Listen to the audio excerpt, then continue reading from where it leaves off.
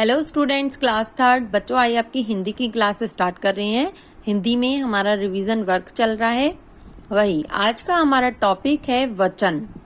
सबसे पहले मैं आपको बताऊं कि वचन क्या होता है।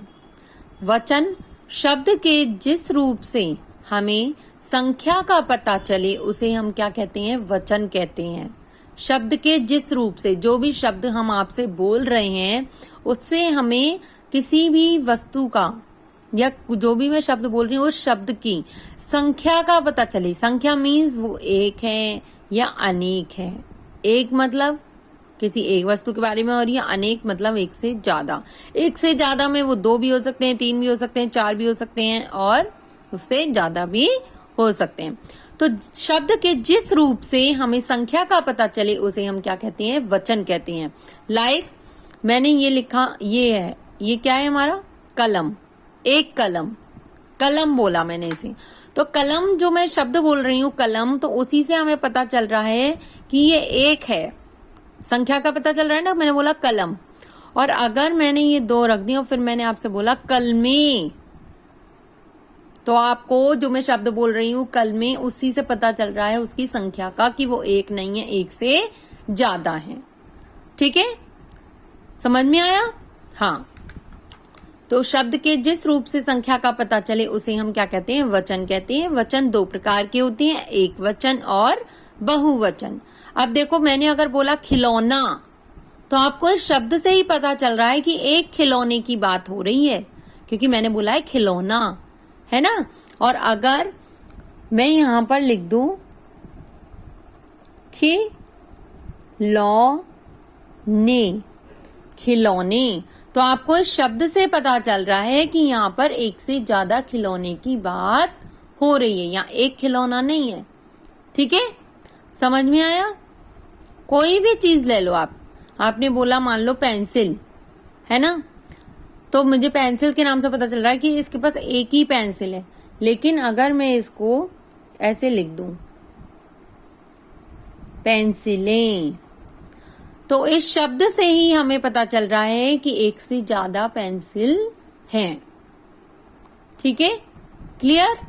अच्छा, उसके बाद एक चीज और, जैसे यहाँ पर खिलौना का खिलौने हो गया, पेंसिल का पेंसिलें हो गया। बच्चे क्या करते हैं कि ये जो अंक की मात्रा है ये सब में नहीं आती है ना, किसी में आती है किसी में नहीं आती है। वो हमें साउंड के ऊपर देखना पड़ता है कि कहाँ अंक की मात्रा की आवाज आ रही है, कहाँ नहीं आ रही है। तो बच्चे क्या करते हैं, अंक की मात्रा को तो छोड़ ही देते हैं, वो पता ही नहीं, उन्हें छोड़ दो, उसका कोई वैल्यू नहीं समझते, बस सब में एक ही मात्रा लगाई और बन गया बहुवचन। ऐसा नहीं होता है बच्चों, जिसमें हमें बोल के देखना होता है, जिसमें हमारी अंक की मात्रा की आवाज आ रही है वहां हमें अंक की मात्रा भी लगानी होगी।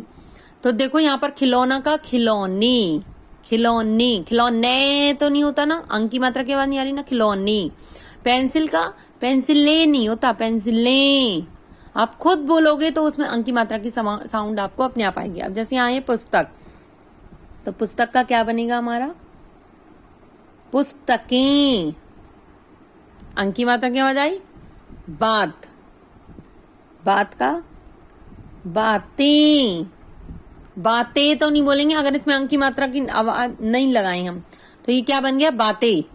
बातें, क्या बातें बोलते हैं, बातें ऐसे ही बोलते हैं ना।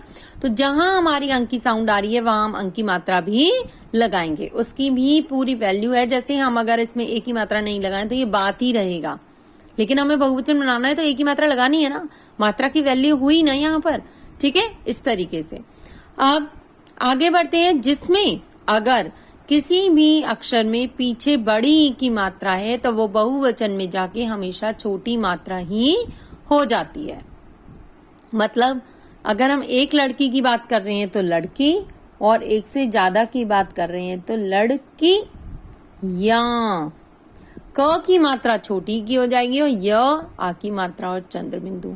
खुशी, खुशी का क्या बनेगा फिर, खुशी, या। बच्चे इसे ई की मात्रा पे ध्यान नहीं देते हैं, इसी से हमारा पूरा गलत हो जाता है। मैं आपको बार बार यही बता रही हूँ कि जो हमारी बड़ी मात्रा होती है अगर लास्ट में बड़ी ई की मात्रा, तो वो इधर जाकर छोटी की हो जाती है। अब देखो यहाँ लिख रहा है मिठाई, तो यहाँ पर भी मिठाई, ई जो है वो लास्ट में बड़ी वाली ई बन रही है, तो यहाँ पर भी हमारी ई जो है वो छोटी हो जाएगी। मिठाई या, यहाँ पर मात्रा नहीं लग रही है, यहाँ पर डायरेक्ट ई बन रही है, तो ये बड़ी ई है, बड़ी की जगह यहाँ छोटी ई हो जाएगी। ठीक है, ये नहीं है कि यहाँ पे आप मात्रा लगाएंगे। अब यहाँ पर दिया है मैंने जैसे दवाई, तो दवाई में भी वहां पर बड़ी ई बन रही है, तो यहाँ जाके हो जाएगी छोटी, क्योंकि एक से ज्यादा दवाइयों के बारे में बात हो रही है। क्लियर। अब यहाँ पर ऑलरेडी पहले से ही छोटी की मात्रा है, कुछ शब्द ऐसे हैं जिसमें छोटी की मात्रा ही लगती है, जैसे मैंने लिया जाति, तो ये नहीं है कि यहाँ पर छोटी ही है तो इसे आप यहाँ जाकर बड़ी कर देंगे, छोटी छोटी ही रहेगी।